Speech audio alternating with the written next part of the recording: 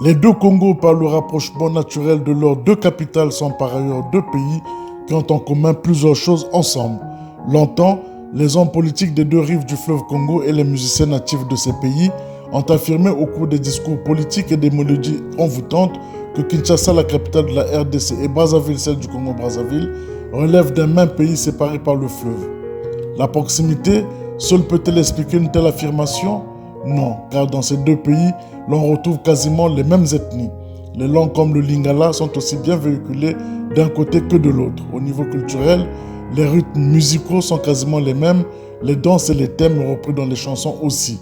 Le phénomène du de la sape qui consiste à se présenter sous son meilleur jour à partir des vêtements chics est revendiqué par les deux peuples. Les deux pays se partagent aussi les mêmes habitudes culinaires. Ainsi, des deux côtés, on va apprécier de la même manière le coco, la moime, le sakasaka, pour ne citer que ces quelques plats. Il y a eu plusieurs vagues migratoires entre les deux pays, souvent par la faveur des conflits armés. Les peuples ont appris à cette occasion à se connaître et des mariages se sont multipliés entre eux. Pour renforcer les liens qui unissent les deux Congos, la Banque africaine de développement va financer avec les deux pays la construction du pont route-rail qui les reliera à partir de leurs capitales respectives courant 2020. Cependant, on note toujours les peurs dans les deux Congos. Souvent, un sentiment de rejet anime les uns et les autres. Et au niveau gouvernemental, aucun effort n'est fait pour renforcer les liens entre les peuples, ce que les musiciens ont réussi à leur niveau. Les infrastructures ne suffisent pas. Il faudra étudier la possibilité à terme de mettre en place des structures universitaires et culturelles communes.